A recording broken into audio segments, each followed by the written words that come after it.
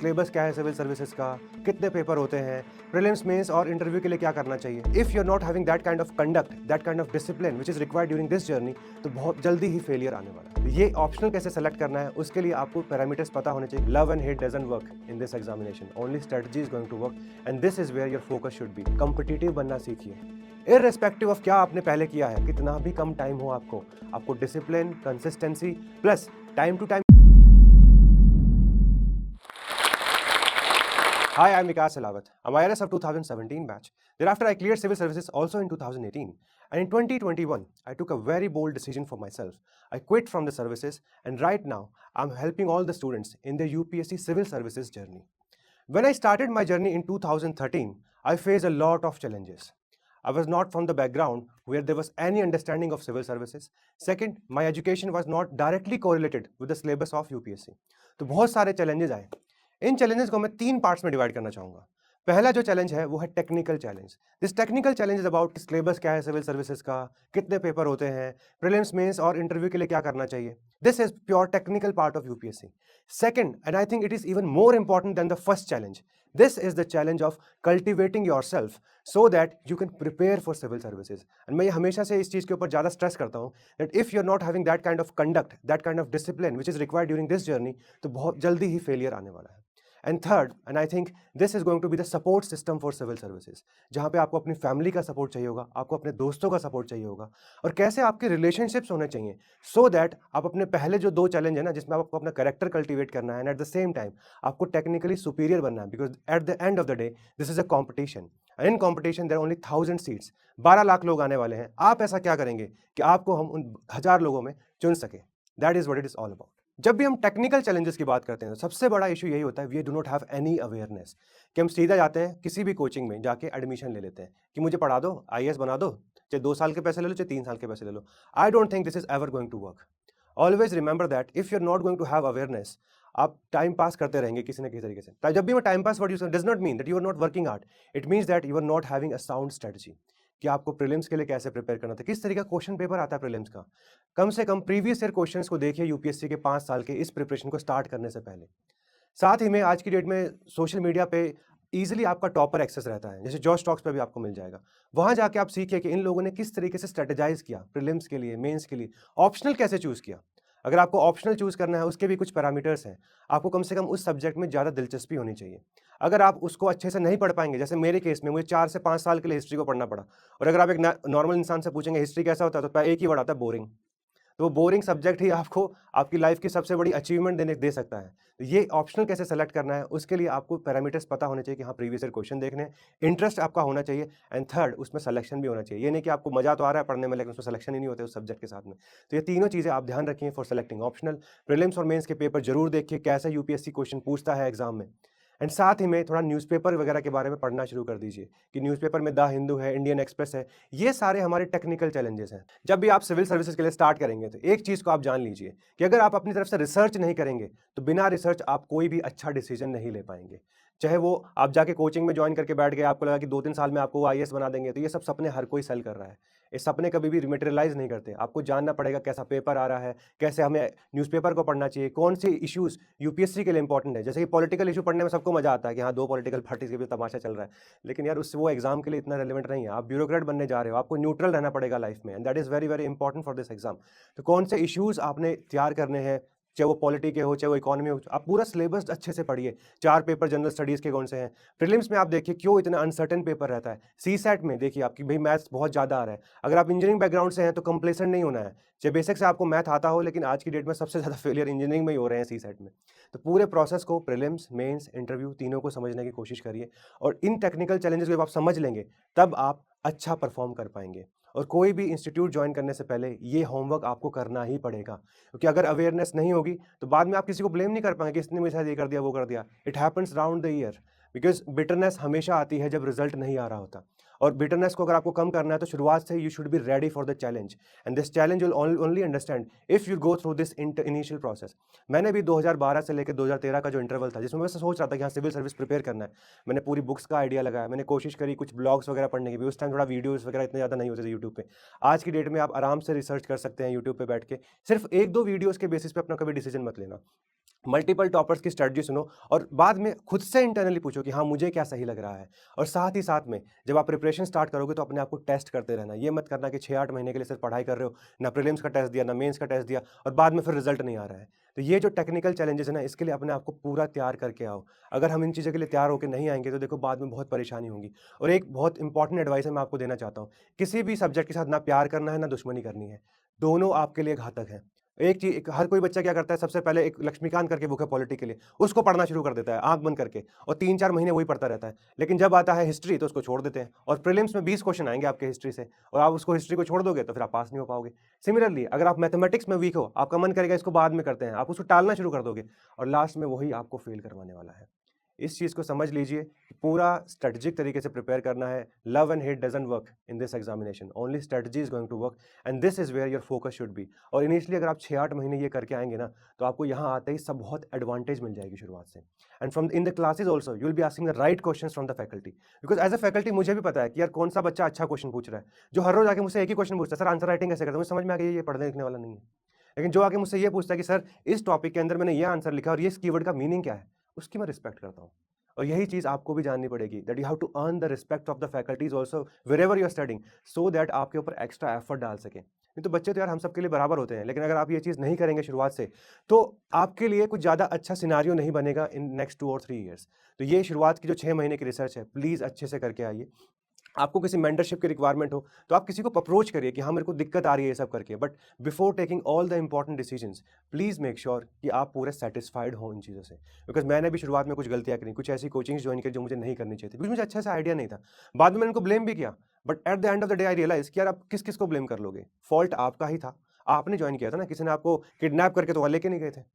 और कौन आपको हेल्प कर रहा नहीं कर रहा है, ये सब आपको खुद से लेवल पे समझना पड़ेगा कि हाँ क्या करना है क्या नहीं करना है। And this is not just about coachings also, this is about your own way of understanding things. जितना ज़्यादा सेल्फ रिलायंट बन जाओगे ना शुरुआत से, बाद में वही चीज़ आपको आईएएस और अच्छी रैंक लेके आएगी, बिकॉज कोचिंग तो 1 साल में खत्म हो जाएगी। और अगर एक अटेम्प्ट में सिलेक्शन नहीं हुआ तो आगे के 2-3 अटेम्प्ट में आप किसके ऊपर रिलाई करोगे, ज़्यादातर तो अपने साथ ही जीना पड़ेगा ना। तो आदत सीख लो इंडिपेंडेंस की, और इंडिपेंडेंस शुरुआत के 6-8 महीने में ही सीखनी पड़ती है। And I hope if you can do this, आपका टेक्निकल चैलेंज मोर और लेस फिनिश हो जाएगा। तो टेक्निकल चैलेंजेस के बाद आते हैं आपके खुद के पर्सनल चैलेंजेस। ये जो पर्सनल चैलेंजेस होते हैं ना, ये बहुत ज़्यादा इंपॉर्टेंट होते हैं हमारे सिविल सर्विसेज एग्जामिनेशन में। इनफैक्ट अगर कैरेक्टर बिल्डिंग जो फेज़ है, अगर आप उसको सही से नहीं क्रिएट करेंगे इस फेज़ में, तो देखो सिलेक्शन होना बहुत मुश्किल है। जब भी हम कैरेक्टर की बात करते हैं तो 3-4 चीज़ें बहुत इंपॉर्टेंट हो जाती है। सबसे पहला आता है डिसिप्लिन। अगर डिसिप्लिन नहीं है तो देखो कुछ भी नहीं हो आप लाइफ में अचीव कर पाओगे। सेकंड है कंसिस्टेंसी, कि हम अगर 7 दिन है हफ्ते में, तो कम से कम 6 से साढ़े 6 दिन तो हमें अच्छे से प्रिपेयर करना ही पड़ेगा। तो जब भी हम प्रिपरेशन कर रहे हैं तो मोटिवेशन कैसे रखना है लाइफ में, ये सारे जो चैलेंजेस है ना, ये सब आपको सीखने पड़ेंगे। मैं आपको अपने एग्जांपल के तौर पे समझाता हूँ कि हम बहुत सारे लोग जिनको बहुत ज़्यादा अवेयरनेस नहीं होती इस एग्जाम के बारे में, आके कोचिंग्स में एडमिशन ले लेते हैं और उसके बाद बस सोचते रहते हैं कि हाँ हाँ कल पढ़ेंगे परसों पढ़ेंगे। ऐसे काम नहीं चलता है। मुझे भी कोई सब्जेक्ट अच्छे से नहीं आता जब मैंने सिविल सर्विस के लिए प्रिपेयर करना स्टार्ट किया, लेकिन मैंने फर्स्ट डे से ये चीज़ सोची कि जब भी टेस्ट होगा I will try my level best to perform. तो मैं अपना एक अच्छा डिसिप्लिन शेड्यूल बनाया मैंने। कोचिंग के अलावा भी मैंने पर डे कम से कम 4-5 घंटा पढ़ने का सोचा कि भाई कुछ भी हो जाए ये तो करना ही करना है। Because if I will not revise it तो नेक्स्ट डे मैं कोई क्वेश्चन नहीं पूछ पाऊँगा, और अगर कोई क्वेश्चन नहीं हो पा रहा है उसकी वजह से तो मैं टेस्ट में परफॉर्म नहीं करूँगा। और ये जो डिसिप्लिन है पूरा टेस्टिंग का, इसके बेसिस पे ही सिलेक्शन लास्ट में निकलने वाला है। और जब आप कहीं से भी आ जाए, किसी भी बैकग्राउंड से आ जाइए, कॉम्पिटिटिव बनना सीखिए। इर्रेस्पेक्टिव ऑफ क्या आपने पहले किया है। कई बार ऐसा हुआ कि यार मैंने तो यूनिवर्सिटी तक मुश्किल से पास हुआ हूँ, मैं भी बहुत बार फेल हुआ कॉलेज में, उससे कोई फ़र्क नहीं पड़ता। आप बैगेज लेके मत आइए, बेशक से फेलियर का हो चाहे सक्सेस का हो। मैंने ये भी देखा है अपनी जर्नी में कि बहुत लोग बहुत सक्सेसफुल थे उस टाइम, जिस टाइम मैं कोचिंग कर रहा था। कोई आईआईएम से आया हुआ था, कोई बहुत बड़ा पैकेज छोड़ के आया हुआ था। लेकिन अगर मैं उन सब चीज़ों के सोच के एक फोमो क्रिएट कर दूँ अपनी लाइफ में, तो डू यू थिंक कि मैं परफॉर्म कर पाऊँगा? कभी परफॉर्म नहीं कर पाऊँगा। मैंने फर्स्ट टेस्ट से लेके इनफैक्ट मुझे नहीं पता कि वो टेस्ट मेरे लिए कितने इंपॉर्टेंट थे या नहीं थे उस टाइम पे। मैंने ये सोचा जो मैं पढ़ रहा हूँ मैं उसमें एक्सेल करना स्टार्ट करता हूँ। इसमें आज से मेरा कंपटीशन स्टार्ट हो गया है। एंड शुरुआत के 6-7 टेस्ट तक तो मैंने सफ़र किया कि मेरा अगर 200 बच्चे थे मेरे बैच में, तो मैं मुश्किल से 50 में आ रहा हूँ, 60 में आ रहा हूँ। लेकिन थोड़े टाइम में मैंने देखा मैं टॉप 10 में एंट्री करना शुरू कर दिया। और ये क्यों हो रहा था? बिकॉज़ बाकी सारे लोग कंप्लेन करते थे रोज़ कि क्लासेस बहुत लंबी हो रही हैं, रिवाइज़ नहीं कर पा रहे हैं, और मैं टेस्ट से पहले 3 बार रिवाइज़ करके पहुँच जाता था वहाँ पे। और बहुत लोग फिर धीरे-धीरे मुझसे पूछने लगे कि तुमने बहुत पहले प्रिपरेशन करी थी क्या? तो ये चीज़ें हैं जो आपको सीखनी पड़ेंगी कि बेशक से कितना भी कम टाइम हो आपको discipline, consistency plus time to time you have to also see कि आपकी स्ट्रैटेजी सही जा रही है कि नहीं जा रही है। और इस टाइम पे आपको इस चीज़ का बहुत ध्यान रखना पड़ेगा कि भाई एज़ ए इंडिविजुअल हमसे कई गलतियाँ हो जाती हैं कि हो सकता है बीच में कुछ सोशल इवेंट्स आएँगे। आपकी फैमिली भी हो सकता है आपसे पूछे कि बेटा चल लो, शादी है, रिलेटिव्स की है। आपको डिसीजन लेना पड़ेगा बैक टू बैक। बहुत लोग आपको बोलेंगे ये तो पागल हो गया है। जैसे मैं प्रिपरेशन के टाइम पे I had shaven my head, मैं आराम से शांति से बैठा रहता था, अपना पढ़ाई करता रहता था। बहुत लोग आते थे, किसी के पास भी जाते थे एडवाइस देते थे, "अरे यार क्या शुरू कर दिया तुमने? जॉब करते मज़े करते लाइफ में, यही तो टाइम होता है, जवानी अभी आई है।" तो वो जवानी का जो टाइम होता है उस टाइम पे अपने आप को एक तरीके से बाँधना, आप एक लार्जर विज़न को समझना कि what is the objective that I want to create for myself. ये सारी चीज़ें आपकी पर्सनल ग्रोथ में एंश्योर करने वाली हैं। और इस टाइम पे प्लीज़ कोशिश करिए ये सारी चीज़ें कल्टीवेट करने का। अगर इस टाइम पे हम वो वाली चीज़ें करेंगे कि हाँ, आलसी बन के बैठे हुए हैं, थोड़ा बहुत पढ़ाई कर रहे हैं, परिवार से दूर आए हैं तो सोच रहे हैं कि यार मुझे तो बहुत एक होता है ना कि होम सिकनेस हो रही है, मुझसे पढ़ाई नहीं हो पाती है, ये एक्सेट्रा एक्सेट्रा। आपको उस टाइम पे अपने बिल्कुल मेंटल हेल्थ जो है उसके ऊपर ध्यान रखिए और इन सब चैलेंजेस से ओवरकम करने की कोशिश करिए। बिकॉज़ अगर हम ओवरकम नहीं करेंगे तो पढ़ाई कहाँ करेंगे? वो जो मेन प्रॉब्लम है वो इतने सारे सब्जेक्ट्स हैं, प्रीलिम्स, मेंस, इंटरव्यू है, उन सबको कब करेंगे जब अगर हम इन्हीं सब चैलेंजेस में परेशान होकर बैठे रहेंगे। मैं आपको यही कहता हूँ जब भी आप ये प्रिपरेशन करने का सोचें तो ये अच्छी हैबिट्स कल्टीवेट करिए और ये छोटी-छोटी हैबिट्स ही हैं जो फाइनली आपको अच्छा सिलेक्शन देने वाली है। तो मेरी जो सिविल सर्विसेज की जर्नी है सिलेक्शन तक वो 4 साल की रही। और 4 साल में आप सोचिए किसी की शादी आ गई, किसी का बर्थडे आ गया, किसी का कुछ आ गया। तो उस टाइम पे आपको ये चीज़ रियलाइज़ करनी पड़ेगी कि अगर आपकी फैमिली आपको सपोर्ट कर रही है, ठीक है? तो वो उससे बड़ी कोई पावर नहीं है। जब मैं प्रिपेयर कर रहा था तो मेरी मदर ने अपना सोशल इंटरेक्शन कम कर दिया ताकि यार घर पे ज़्यादा लोग ना आएँ because I used to live at home और वो उससे डिस्टर्बेंस आता ही आता है। उसी टाइम पे my brother he used to help me out कि यार ठीक है तुम्हारे जो भी छोटे-मोटे इधर-उधर के काम है, चाहे फोटो स्टेट कराना है, कोई बुक लेके आनी है, आप मुझे बता दीजिए मैं आपका टाइम बचाने की कोशिश करता हूँ। Similarly my father he also help me out कि टाइम टू टाइम कि हाँ, यार नहीं आपको पूरा सपोर्ट है हमारी तरफ से, आपको रोज़ ये नहीं सोचना कि आज नौकरी करनी है, कल ये करना है, कल वो करना है। तो ये आश्वासन भी जो होता है ना, बहुत इंपॉर्टेंट होता है। तो मैं यही मानता हूँ कि पहली जो 2 चैलेंजेस मैंने आपके लोगों के साथ बात की, चाहे वो टेक्निकल चैलेंज है, चाहे वो आपका दूसरा एक कैरेक्टर बिल्डिंग चैलेंज है, उसमें फैमिली का और फ्रेंड्स का सपोर्ट बहुत इंपॉर्टेंट होता है। मैं अपने कुछ फ्रेंड्स के बारे में बात करना चाहता हूँ कि ये लोग ऐसे हैं कि जो स्कूल से मेरे साथ में हैं और जिस टाइम पे मैं टाइम नहीं निकाल पा रहा था इन लोगों के लिए, मैक्सिमम आपको पता है आज की डेट में क्या होता है कि अगर आप किसी को कॉल ना करो, हफ्ते तक 2 हफ्ते तक बात ना करो, रिसीव ना करो कॉल, तो उनको लगेगा इसका तो बहुत एटीट्यूड आ गया, घमंड आ गया इस इंसान के अंदर, तो इससे प्रिपरेशन स्टार्ट करी, बना भी नहीं है अभी तो। लेकिन वो ऐसे लोग थे, वो मेरे घर तक आते थे, मेरे साथ आधा घंटा बात करते थे, मैं भी रिलैक्स फील करता था और वापस से फिर मैं अपनी स्टडीज़ की तरफ चल देता था। तो ये जो सपोर्ट सिस्टम है, ये आपको बहुत हेल्प करने वाला है सिविल सर्विसेज प्रिपरेशन में। बहुत बार जब शुरुआत में मेंस नहीं क्लियर हुआ, इंटरव्यू में फेल हुए, यही सपोर्ट सिस्टम था और इनफैक्ट जब मेरी सक्सेस आई सबसे ज़्यादा खुश भी यही लोग थे। तो मैं यही चाहूँगा कोशिश करिए आपके स्टेबल रिलेशनशिप्स रहें बिकॉज़ अगर एक भी रिलेशनशिप ऊपर-नीचे होने लग जाता है इस टाइम पे, तो वो आपकी पूरी प्रिपरेशन को खराब कर देता है। आपका पूरा टाइम दूसरी चीज़ों में चला जाता है। तो ये जो तीनों चैलेंज है, आप कोशिश करिए आप साथ में इनको टैकल कर सकें और believe me if you are able to do so, civil services में रैंक निकालना कोई बहुत बड़ी बात नहीं है। But at the same time पूरा आपका जो टाइम है 2, 3, 4 जितने भी साल लगें इस एग्ज़ाम को प्रिपेयर करने के लिए, आपको ये सारे चैलेंज एक साथ करने पड़ेंगे और यही है जो मैक्सिमम स्टूडेंट्स को पास नहीं होने देता। और आप अगर ये चीज़ अभी समझ लेंगे तो hopefully you will get a very good rank in the civil services, you will be serving your nation and finally at the end of the day आपका करियर बहुत अच्छा रहने वाला है। So all the very best from my side and I wish you all the success. Hello aspirants, हम में से बहुतों का सपना है आईएएस ऑफिसर बनना, लेकिन ये जर्नी बहुत महंगी है और इसलिए बहुत एस्पिरेंट्स ने जोश टॉक्स से रिक्वेस्ट किया कि क्या जोश टॉक्स एस्पिरेंट्स को हेल्प कर सकते हैं फाइनेंशियली उनकी इस जर्नी में। तो इसलिए जोश टॉक्स ने कांटेक्ट किया इंग्लिश मीडियम के लिए केएसजी आईएएस के खान सर को और हिंदी मीडियम के लिए संस्कृति आईएएस को। शायद खान सर और केएसजी आईएएस की इंट्रोडक्शन ही देने की जरूरत नहीं है। देश के सबसे जाने माने और रिस्पेक्टेड इंस्टीट्यूट्स में से है केएसजी।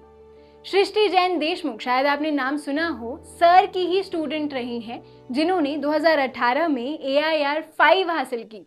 वहीं संस्कृति आईएएस के भी बहुत स्टूडेंट्स ने यूपीएससी में टॉप रैंक्स प्राप्त की हैं। कुछ ही समय में उनके भी बहुत स्टूडेंट्स की टॉक्स रिलीज होने वाली हैं। तो जोश टॉक्स ने KSG IAS और संस्कृति IAS से बात की और उन्हें रिक्वेस्ट किया कि क्या वो जोश की फैमिली के लिए एक बहुत बड़ी स्कॉलरशिप दे सकते हैं। मुझे बहुत खुशी है हम सबके साथ ये बात शेयर करने की कि दोनों ही इंस्टीट्यूट्स मान गए। वो जोश की फैमिली के लिए अपने फाउंडेशन कोर्स पे स्कॉलरशिप प्रोवाइड करेंगे, यानी कि वो क्वालिटी की एजुकेशन जिसकी फीस लाखों में जाती थी अब हम अफोर्ड कर पाएंगे। ये हेल्प वैल्यूएबल है सबसे ज़्यादा हम नए एस्पिरेंट्स के लिए, जिन्हें फाउंडेशन कोर्स करना तो है लेकिन लाखों की फीस हम अफोर्ड नहीं कर सकते। जोश फैमिली की ये स्कॉलरशिप पाने के लिए हम नीचे दिए गए गूगल फॉर्म को फिल कर सकते हैं। जब आपको कॉल आए तो प्लीज़ ये मेंशन करना मत भूलना कि आप जोश फैमिली के पार्ट हैं, ताकि आपको ये स्कॉलरशिप मिल पाए। जोश टॉक्स को बहुत गर्व है कि अब एस्पिरेंट्स को जोश सिर्फ कहानियों से नहीं बल्कि असलियत में फाइनेंशियली सपोर्ट कर पा रहा है। जोश टॉक्स का सपना कभी भी सिर्फ टॉक्स बनाना नहीं था। जोश का मानना है कि हम सब में एक काबिलियत है अपनी जिंदगी में कुछ बड़ा हासिल करने की, मगर जिंदगी की कुछ परिस्थितियां हमें अपने अंदर के टैलेंट को बाहर नहीं निकालने देती। लेकिन अब कम से कम हमारी फाइनेंशियल स्थिति हमें अपने IAS बनने के सपने से रोक नहीं सकती। जोश टॉक से एक बड़े भाई या बहन की तरह हर वक्त हम सबको जिंदगी में आगे लेके जाने के प्रयास में लगा रहेगा। आप बस जाके अपना 100% दीजिए, एक भी दिन जाया ना होने दें, बाकी जोश संभाल लेगा।